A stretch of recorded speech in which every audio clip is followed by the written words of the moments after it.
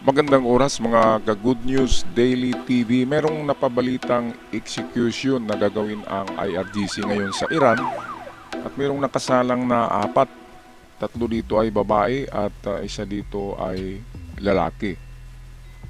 Ngayon, marami na ang nakapuna sa Santo Papa na itong si Pope Leo na kapag merong mga ganitong nangyayaring mga execution in public sa Iran ay wala man ni isang salitang binibitawan ang Santo Papa.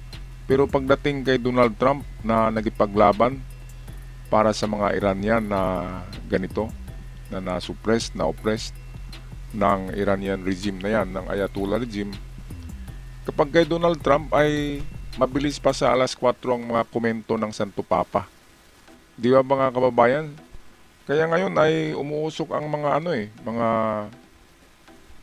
mga content sa YouTube, sa social media, sa Facebook na bakit itong Santo Papa na ito ay walang pakialam sa mga public execution sa Iran. Di ba kamag-anak niya yata yung mga ayatollah, di ba? Kung alagad ka ng Diyos, dapat mag-react ka naman dyan tungkol sa mga pangyayaring ito. Dahil 1 million mahigit na pala ang pinapatay nitong Ayatollah regime ni Ali Khamenei.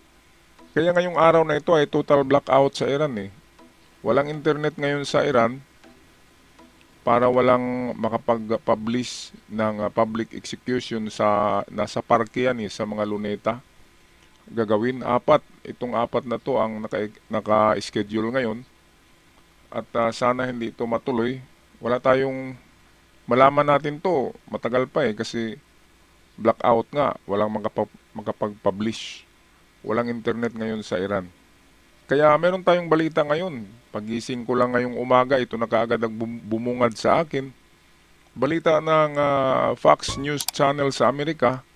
Ito yung pagbitay ng hindi lang pala apat. Ngayong araw na ito ay merong nakalinya na 100. So apat lang yung sinabi pero 100 pala yung nasa listahan na sunod-sunod na bibitayin sa Iran pag-umpisa nitong araw na to. Kaya ito, let's welcome the Fox News Channel para sa preskong balita. Iranian courts have sentenced 4 more people to death over January's protests in Iran, including the first woman set for execution.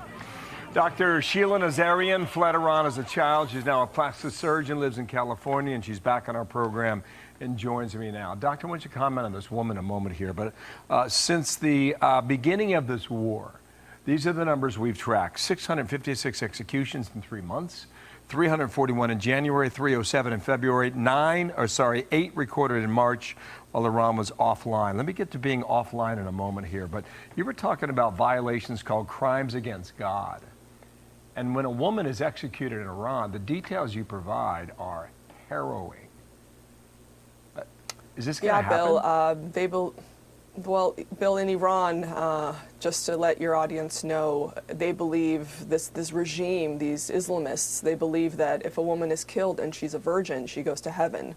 So what they do is they will gang rape her before they execute her. And it's just mind-boggling to me, this Elizabeth Banks sitting comfy in a little cushy couch on a podcast with her hair slicked back, talking about how could anyone vote for Donald Trump. Well, you know, Kamala Harris posted on X yesterday that this is a war of choice, and Donald Trump is the only one helping these people in Iran. So Elizabeth Banks, this woman, Bita, is about to be gang raped and publicly executed, and so are 3 more women. And they have been doing this to many young people. Every single day, 1 or 2 public executions.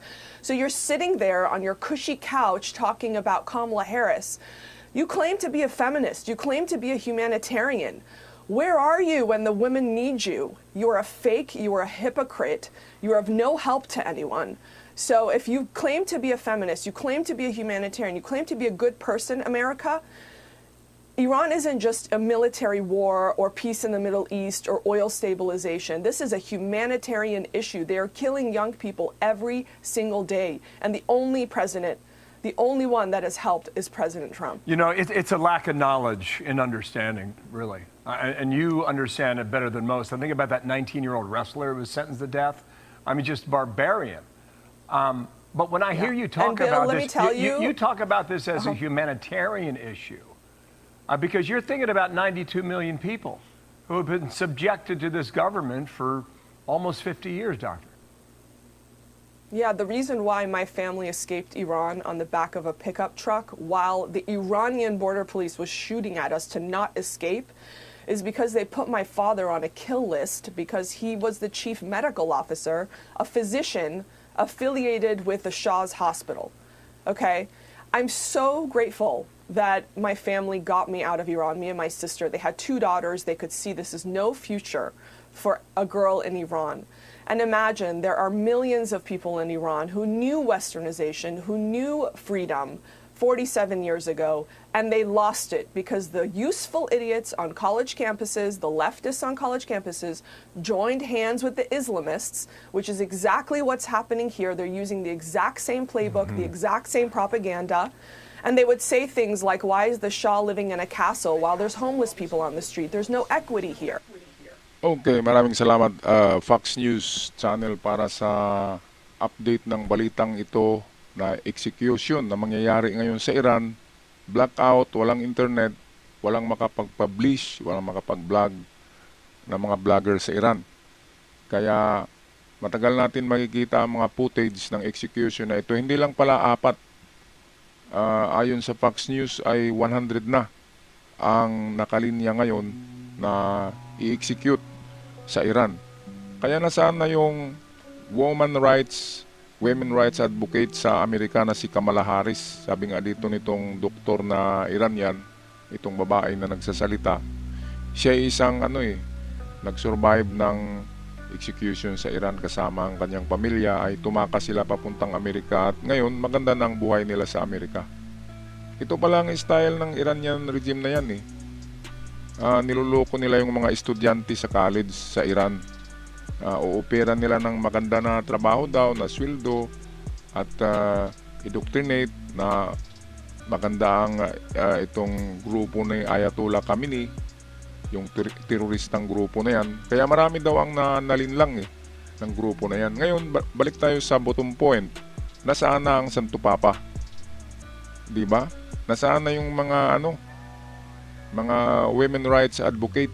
Bakit wala man lang silang imik dito? Diba? Kasi first daw na babae itong babae na to eh. Itong 3 babae na to ay unang bibitayin ng mga babae. At dahil mga birhin pa daw ang mga ito, ay bawal daw na mamatay ang birhin sa teroristang grupo na to eh. Sa paniniwala nila, kaya igang rape muna nila bago patayin yung mga birhin. Kalukuhan, no? Parang alibay lang yan para ma-rape nila eh. Re-rapin daw muna kasi kung birhin pupunta sa langit, hindi pupunta sa langit ng mga terorista. Yun yung langit ng demonyo eh. Kaya re-rapin muna nila yung mga babae.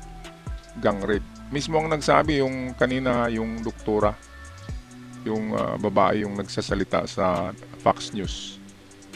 Kaya Santo Papa, magpakita ka na, magkomento ka naman ng masama tungkol diyan sa IRGC na yan at huwag banat na banat kay Trump dahil si Trump ay minsan niligtas niya yung 800 katao sa Iran na bibitayin noong nakarang buwan.